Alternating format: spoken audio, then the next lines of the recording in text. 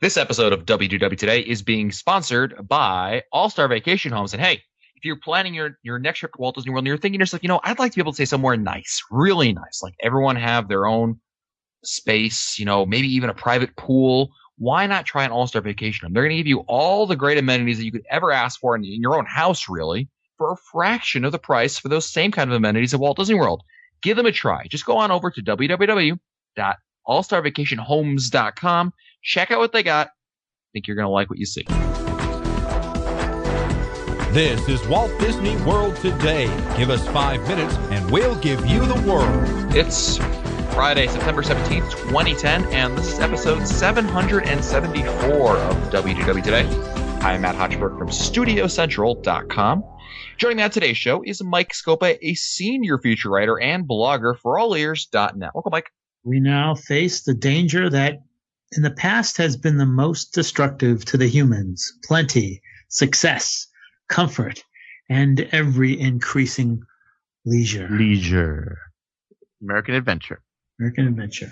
Nice. Wow. Good call. Also joining us on today's show is Mike Newell of Mouse World Radio. And Mike, if I can channel a little bit of Mindy Marinelli right now. Yes. I've been enjoying Charleston Chews like I'm 12 years old again. They are awesome. Oh, how sweet. And hey, listen, Hochberg, stay away from my mom. That's right. I was at a press event for the La Hacienda de San Angel in Epcot earlier this week. And who do I run into? And of all the people in the park, Mike Newell's mom. That was right. Aw. She recognized you. Kiss. It was very nice. Disinfect her now, huh, Mike? She said, "Oh, I'm so excited! I saw Matt in the park." So you're the only one that gets excited when you see him. Oh, sad but true. I run the other way. What, to see your mom? I have to. If I want the inheritance, I have to. Also joining us on today's show is Fred Hazelton, the master statistician of touringplans.com. Welcome to the show, Fred. Thank you, Matt. Happy to fill in for Len once again. Once again, that's right. I've been working on my Len Testa impression. Okay, let's hear it. See, here's the thing, Matt. We actually looked at this. That's pretty good, actually. Exactly. So here's the thing. Here's the thing, Matt. Well, on today's show, we're actually going to be talking about, kind of Universal Studios, sort of. Hey. I know, kind of weird, right? Well, actually, there's actually Universal Studios has been in the news, and we were thinking maybe this might have some relevance to Walt Disney World. And Fred, why don't you tell our listeners about what we're talking about? Well, the Universal Studios, the new ride at the Wizarding World of Harry Potter has as its flagship attraction this thing called Forbidden Journey. Mm-hmm. And it's one of the first comments that came out when the ride opened was that the seating area is really, really small and tight. So anybody that is bigger than an average person is probably going to have a problem fitting into it. And they have no additional seating to accommodate someone that would be bigger than, say, well, for example, when I rode it, I felt pretty tight, and I'm like 6 feet, 220 pounds. So anybody bigger than that probably would not feel comfortable riding it. And so we just heard recently that they've announced that they're making a separate set of ride vehicles that are going to accommodate people that are of larger size. And this was interesting because the vehicles, for those of you that haven't had a chance to experience it, kind of imagine the seating that you have for Soarin'. So the hardware of the ride is above you, and the seating structure hangs below, and it's a bench. But instead of in Soarin', where you have 11 seats on the bench, for Harry Potter Forbidden Journey, it's 4 seats, but each one has an individual brace that comes over the top, like a rock and roller coaster. Uh-huh. And so you're completely suspended, sitting in this very tight little space. And they make it tight on each side because of the surround sound. There's actually sort of speakers on both sides of you. So it's not only is it small, but it's also kind of claustrophobic because you can't actually see the people beside you on the same ride vehicle. Right. Which is kind of different. Yeah. And so with these restrictions, actually, and the Universal got a lot of flack for it because a lot of people of larger size weren't able to get in on the ride because of the strict restrictions, which is kind of odd considering, it's one thing when you have an attraction like Pirates of the Caribbean, which was, originally built in the 50s, and, it's a different, 50 years later, obviously Americans are a little different now, that such a new attraction would be so limiting. And so we kind of thought, well, gee, what attractions in Walt Disney World could also benefit from getting a little bit of an update to allow a little more comfort? I mean, you don't even have to be a big person to maybe enjoy a little more comfort on some of these rides that we're talking about. So when I say that, Scopo, what's an attraction that comes to mind for you that you think would definitely benefit from having a little more elbow room?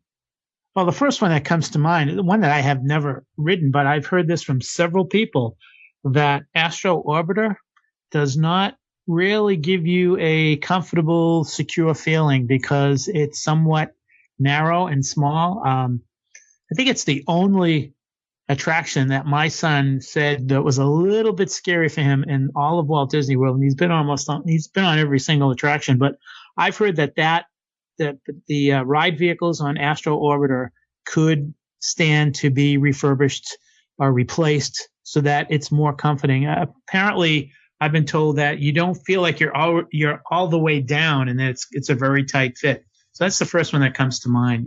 But again, I've never ridden it. I've never tried it, so I do not speak from firsthand experience. I agree with that statement. I've ridden it, and you feel like you're going to fall out. Oh yeah, I would agree too. I think also because it's like the arms of the vehicle are shorter than Dumbo, so it actually goes quite quickly around. So you're kind of disoriented, and you're really feeling the centrifugal force. And it's just, for me, it's because of the seat. The seat is just too small. Like, I think it's okay, kind of head to toe, but to actually wedge yourself into that seat it's pretty tight. It reminds me a lot of Space Mountain. I think also it's not the ride there. It's just, it seems like, I mean, if you're above the 5'8", it's very hard to get into that attraction, into that ride vehicle as well. That was the one that I was going to suggest for sure, is Space Mountain. I always feel a little jammed in there, but for me that one's different from Astro Orbiter because for Space Mountain it's more of a head to toe thing. Like, I feel like there's no room to put my feet. Yeah, my knees are up in my chest. It feels like. Yep. Yeah, the legroom is just terrible. There's a lot of padding in those ride vehicles too on Space Mountain, so that adds, or it takes away from, your seat space. Yeah, and they just refurbed it, right? They had this big close down there last year, where they refurbed the whole thing, and they have a great example of a different ride vehicle for the same ride in Disneyland. Right there, it's more like a traditional ride vehicle where you've got the two to the side, and I mean, there's no issues with size on that ride. Oh, is that right, Fred? Yeah. Interesting. Yeah. What's another ride that could definitely benefit? I mean, I'm sure we're going to be sticking with a lot of Magic Kingdom ones that could benefit from an update. Well, the teacups I find are a little bit squished in. If you want to have two adults that are pretty big, just because of the position of that, what do you call that? Like that wheel in the middle there. Right. I know that I've heard people talk about feeling a little bit uncomfortable. Again, it might have to do with the type of ride as well. Like we were talking about Astro Orbiter. Maybe just the fact that it's spinning and you kind of feel like you're out of control a little bit. Right. For someone that's larger, that might be something that's bothersome. I know I've heard that about the teacups. Two rides that come to mind, I'm not sure. It's not that you're not comfortable in the ride, but I don't think that they're built well to accommodate, certainly the Americans of 2010, is the Pirates of the Caribbean and it used to be El Rio del Tiempo, the Grand Fiesta Tour in Mexico. It just seems like half the time I ride these rides now, both of them now, the boat bottoms out or it gets stuck somewhere or taking on water because it's so far down in the thing. You know what I mean? That happened to us, Newell. Remember a couple years ago we were on that? You had to like reach in and kind of unwedge us from the side of the display. Well, it happened to us on Grand Fiesta Tour. They put we had a bunch of people and the boat just went to the left. And as soon as we pulled out of the dock, when you first make that first right-hand curve, we bottomed out. And it also happened that same trip on Pirates, but it wasn't our boat. It was a boat ahead of us, and they got stuck. And they had to do the same thing. They had to take everyone out of the boat just to get the boat, to free the boat to unrelease it from. Oh, they had to get out. They got out. They got evacuated. Yeah. Because I've been stuck on Pirates one time, and the cast members came over and then had us put our arms in the air and then wave our arms back and forth in order to all to get synchronized.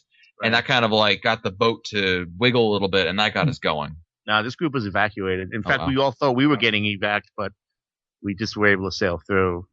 No pun intended. It reminds me of a flight I once took from Miami to the Bahamas, where the flight attendant is kind of looking everybody up and down and sizing everybody up, and then she actually asked people to switch seats because of the weight distribution, and we all kind of wipe the sweat off our brow and say, "You mean it matters where everybody sits based on our weight?"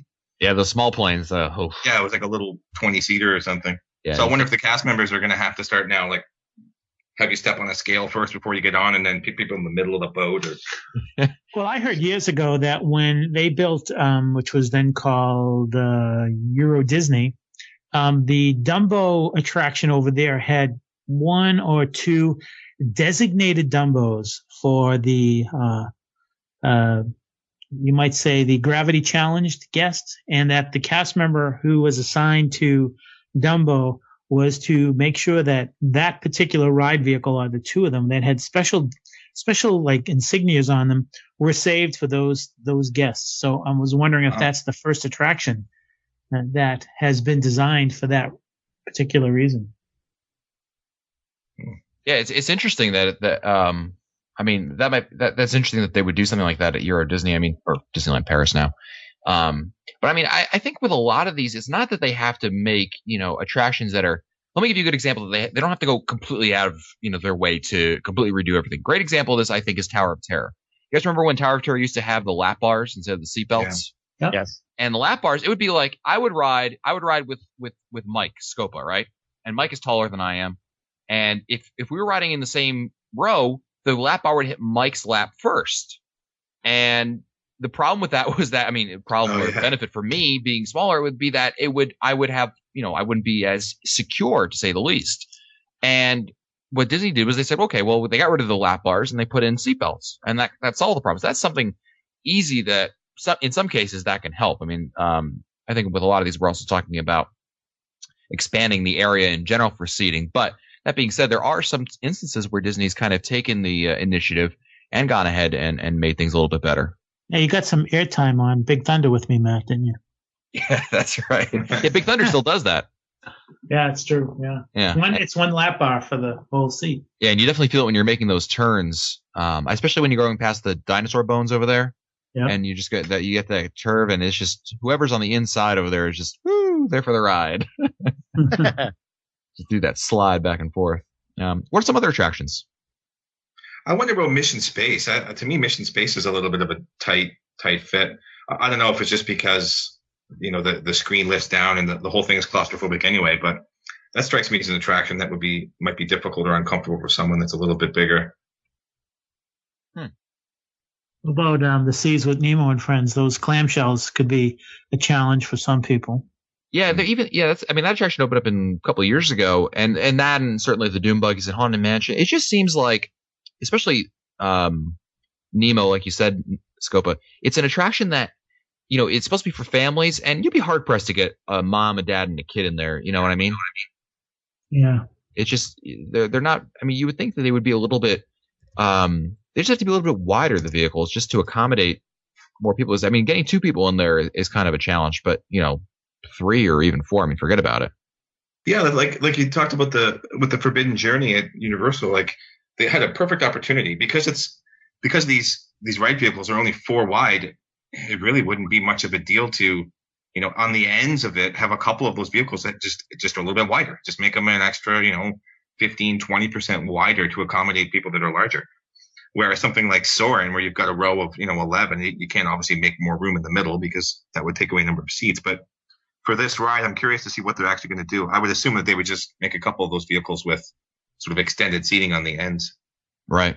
Actually, it's not even an attraction, but a restaurant.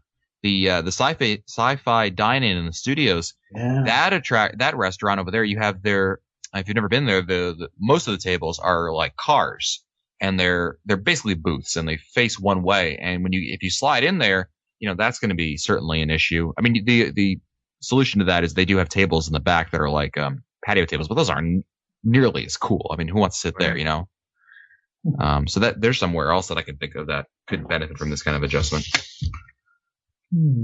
How about the Speedway, Tomorrowland Speedway? Oh boy, yeah. Those cars have been around for 50 years. Yeah. So there's all kinds of hazards with that ride. Gas inhalation and or exhaust.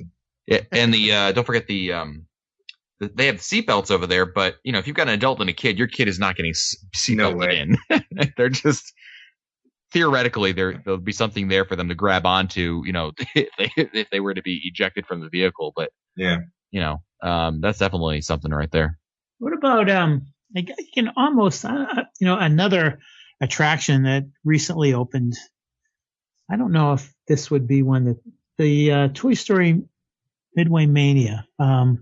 That could be an issue for some people. Those vehicles, a little tight maybe. Yeah, at least with that one, you've got some room side to side. Like if you were larger, you could take it by yourself.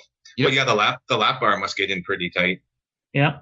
Yeah. What's fun? It's kind of weird. I was about to call it the TTA. Now it's the Tomorrowland Transit Authority People Mover. Did I say that right? Mm-hmm. Yeah. Yes. On that one, technically there's two rows that face each other, and if you actually sat four people facing each other, it's pretty uncomfortable. You know what I mean? You're doing that knee thing where you don't want anyone's knees to touch, and that can get really tight really quick for four adults that are facing each. I mean, mind you, most cases it's like, okay, everyone take their own car because everyone wants to lie down. But if you were actually wanted to be social and all ride together, that could be kind of an issue to try to fit four people together. Usually, I think with the most I like to have is three, two, and then one in the on the other side in the middle, kind of. So, but even so, it is a tight fit, and a lot of these Magic Kingdom attractions, I think, are definitely. Fantasyland, right? Is there an attraction in Fantasyland that wouldn't require some sort of a update? Maybe it's a small world. The only one because it's a bench seat, but yeah. Snow White actually isn't too bad. Think about attractions with turnstiles, something like Haunted Mansion. Like someone I've seen people walk through those the turnstile right before you get into the stretch room there. Yeah. I've seen people have to kind of shuffle sideways to try to get themselves through those things. Yeah. Well, let me ask you this. Let me pose this question to the panel: should Disney make these changes? We've outlined already half a dozen, if not more, attractions and other elements. Should Disney do that? Is this something that Disney should be updating their rides to accommodate this, or is this just it's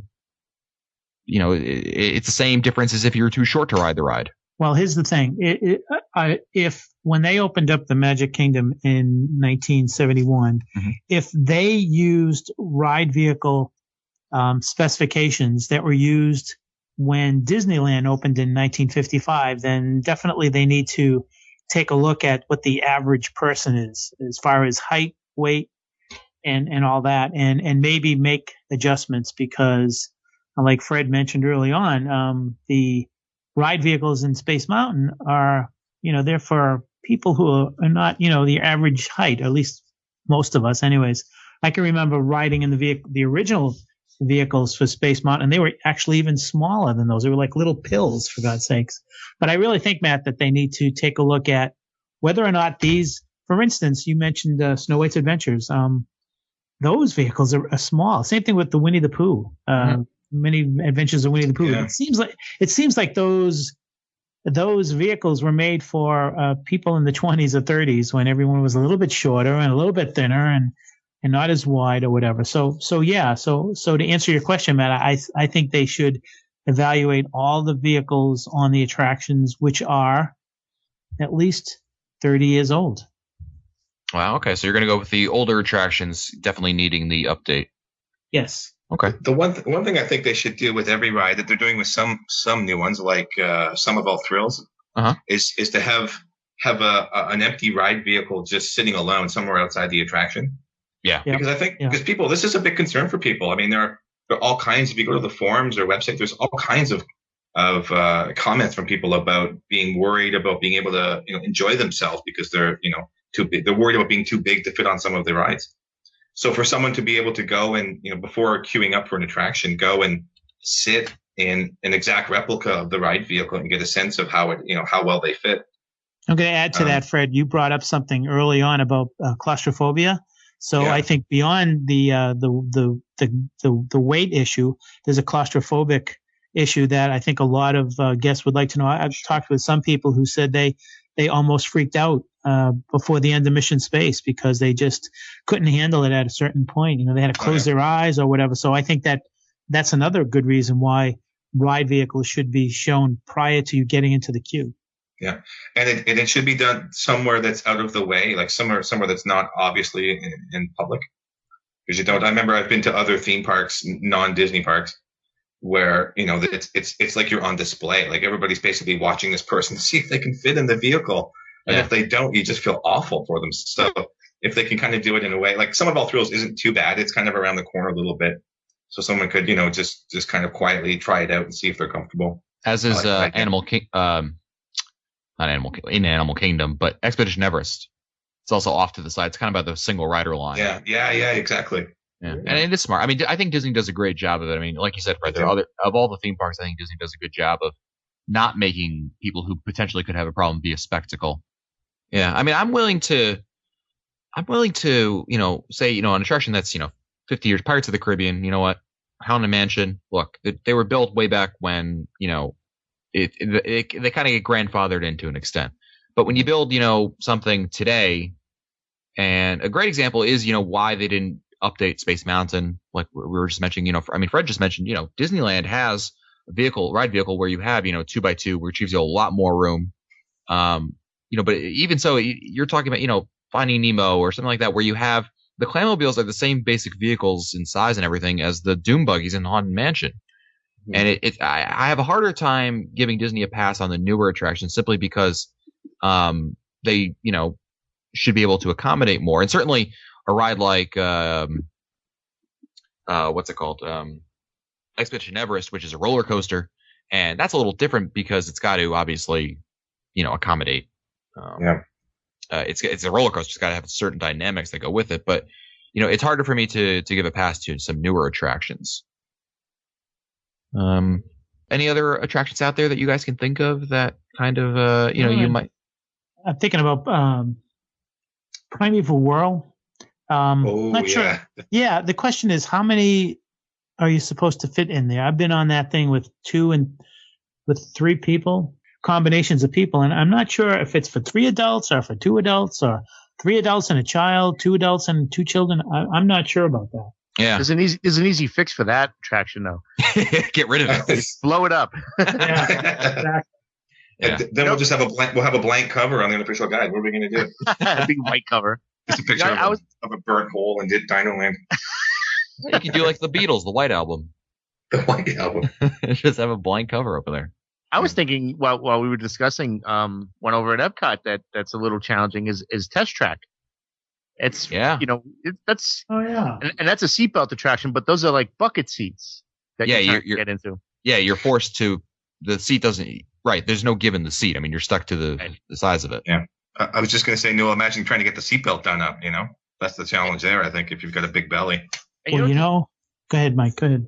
Part of the challenge is, especially on attraction like Test Track, is those fast loading attractions. You're under a lot of pressure to get in and get out as fast as you can. So like you said, though, Fred, it can be embarrassing while you're trying to, get into the vehicle and everyone behind you is watching you because they're all anticipating, getting on the ride as fast as they can. And, if you're holding them up trying to load the vehicle, they're all giving you the stares. And so there is a lot of pressure. Yeah. It's funny you mentioned that, Mike, because I was going to say when I was down there in August, I was on Test Track and we were getting into the loading area and there was one guest who several of us were watching and we were thinking, oh my God, is this guest going to be able to A, get into the car, B, be able to put the seatbelt on, C, be able to get out of the car. So everybody was watching and you feel badly for those people because they're probably wondering if they're going to be able to do the same. But if they had a car or they had a ride vehicle that they could test themselves in, then they could possibly avoid any embarrassment. They don't know until they actually get to the loading area if they're going to be able to ride the attraction. Yeah, Disney could put a car out front like that and call it a photo spot, and and this way alleviate any embarrassment. The guests can sit in the car, take a picture, and then they could judge. Then can I get on this attraction or not? Great point. There's actually some, if you are concerned about this, you should definitely check out, allears.net has a section on, it's called WDW at Large. And Disney, through the eyes of people who know one size does not fit all, actually has a lot of information about this. If this is of interest to you about which rides might be a concern, that's definitely a great resource to check out, and get an idea of which attractions. Like, I mean, one of the attractions they have here is Kali River Rapids. I don't remember that. I thought that was just a row, like the whole circle, like, you know what I mean? Like, there's no like bucket seats like there are in Test Track, or am I mistaken about that? Yeah, I wouldn't think that would be that bad because those seats are double seats with a double seat belt. I don't think, or there might be a bit of a bucket on each side. I don't know. I have to check that. Yeah, but I know there are times when you sit by yourself and you're actually putting the seat belt across two seats. One that's empty and then over your own. I think with anything you got to do your research, make sure you know what you're getting into, and I think Scopa really hit the nail on the head with which attractions I think need to be. Which ones need to be updated and whatever. But, it'll be interesting to see how things progress, because certainly, while Universal got a lot of flack for this, Disney hasn't really gotten, I can't think of any attractions in the last 10 years or so that have gotten that kind of response where there was some critical look at these attractions, that would say that, Disney really didn't make these attractions built in mind for the average American in the year 20 to, or, this past decade, whatever it may be. We forgot one. Oh yeah. What's up? Splash Mountain. I was thinking of that one. Is that one? But I don't know. What are your thoughts on that, Mike? I think that there are going to be some people who might have a challenge. This could be a head to foot kind of a thing too. And I think a lot of that we forget that it's not just weight, but it's height. That's an issue. Good point. I know that it's kind of tight for me, just head to foot wise, to get into to Splash. So I'm wondering, someone taller than me must have an issue too, like Henry Work, Fred I know Block. Fred Block. I mean, those guys have talked to me about, how a little uncomfortable it is to be in Space Mountain and like that. So yeah, that's another attraction that, we tend to overlook when it comes to this issue. I was just going to say, interestingly, at Disneyland, Splash Mountain is the one that has the problem because it's like Space Mountain at Disney World. It's a single file. There's only one seat per spot, so that is a problem there. Maybe you think they could have changed that because didn't Disneyland open first, and then the one at Disney World opened in '89? Mm-hmm. And the one at Disney World has two seats across. Yeah. So maybe they redesigned that with that in mind back in. I would be surprised, yeah. And that's another ride vehicle is very well cushioned. There's a lot of cushion space. It's very padded wise, like in the front. Yeah, a good point. Actually, Mike Scope brought up a good point about, we've been talking about attractions that maybe be a problem for people who are a little wide, but, tall as well. I mean, we hit upon some of them, but I'm trying to think of other attractions where someone who's, really tall might have an issue on. Because we mentioned Splash, we mentioned Space Mountain. Those are two attractions that definitely. Well, if you happen to be in the first or last row of the boats in, like Small World or Pirates, sometimes that can be an issue, especially if you're in the front where it's pointed and you're on the edges, you're on the sides. That can be an issue. The best attraction for tall people or people who just want to stretch out is Living with the Land. If you're in the first row of the boat, you have the deck of the boat, if you want to call it that, is completely open and it's great for stretching out. So if you're a tall person, that's the best place to sit right there. Those boats were designed to have the cast member do the narration, so there was a person standing in. Yeah, that's right. So good point, Mike. So that's a good. On the opposite side of the spectrum, I love sitting in that first row. It's like let the sit back, put your feet out, and enjoy the ride. We'll just wake you up when the ride's done, man. Exactly. The Dumbo rides is all the Dumbo, the hub and spoke rides, Dumbo, Primeval Whirl, Magic Carpets of Aladdin. They're all a little tight for people of height, I would say. Yeah. There's another obvious one, which is the Barnstormer, which is meant for smaller people anyway. But I know that when Henry and I tried to shoehorn ourselves into that for the Ultimate Touring Plan, it was a little tight. Plus those chairs, the seats are the most the most uncomfortable seats ever because they're plastic but they're meant to look like it's a couch, so it would look like it'd be comfortable, but they just do not give at all. And they put a little tiny coaster, they pack that thing in, so the corners are so sharp. like the whole thing just zips around in like a tiny little area. The thing zips around in a circle, and you're crammed in there with your legs crossed because you can't stretch out. Yeah, skip that if you're bigger than 6 feet. That's for sure. It's funny. We talk about older attractions being a problem here, but Peter Pan's flight doesn't seem to be a problem. I guess those are like the dune buggies, as far as probably cut from the same mold. Probably. Don't they give you a little more leg room over there? I'm trying to remember. Because it's two people basically per pirate ship, right? Yeah. I just seem never. I don't. That's not an attraction I remember being like, "Ooh, I'm cramped in this one." What about Buzz when when the cast member pulls the front towards you? That could be an issue for someone who's probably 6'2" or more, maybe. Yeah, I would think so. That's a good one. Yeah. I think Disney does a much better job than Universal as a whole. I know we singled out Forbidden Journey, but I know that there are other attractions, particularly at Islands of Adventure, that would not be good for larger guests. Dudley Do-Right, Ripsaw Falls is a tiny little vehicle on a wet ride, and there's a couple others that I think would be poor candidates for some larger people. So I think Disney does a better job there. Yeah, I would say, and if anyone who's asking about that and concerned about Disney does, I think, the best job in terms of making the guests be as accessible as possible for their attractions. So, And I think guests at Disney parks, well, any parks, I suppose, but if you are worried, I mean, they have lots of vehicles that do have special accommodations for wheelchair guests. I wonder if you ask the cast member, if you're willing to wait for a couple more vehicles to be accommodated, they might do that for you. Yeah. Another thing that comes to mind is the getting to the restrooms in Liberty Tree Tavern. It doesn't matter what size you are. Good luck. Unless you're Tinkerbell sized. I mean, it's an adventure trying to get. And if someone's coming the other way, it's like one of those small little windy roads on the side of a mountain. It's just, man, those things were definitely designed, in obviously in the 70s, and it's just tight fit over there. Yeah, the 1870s maybe. Yeah. Good. Well, that's going to do it for us today. I want to remind all of our listeners that, if you're staying in All-Star Vacation, the one thing you don't have to worry about is not having not enough space. I mean, you're talking about wide rooms, huge sprawling areas that you have just like your own private pool, full-size kitchen, no cramp in there, movie room, game room, lots of great amenities, lots of space, and the price, it's not a lot of money. Check them out online. Go to www.allstarvacationhomes.com. Check out what they got over there. I bet you're going to like what you find. That's going to do it for us today. If you want to find our older episodes, read our show notes, or send us your comments, you can visit us on the WDW Today website at wdwtoday.com.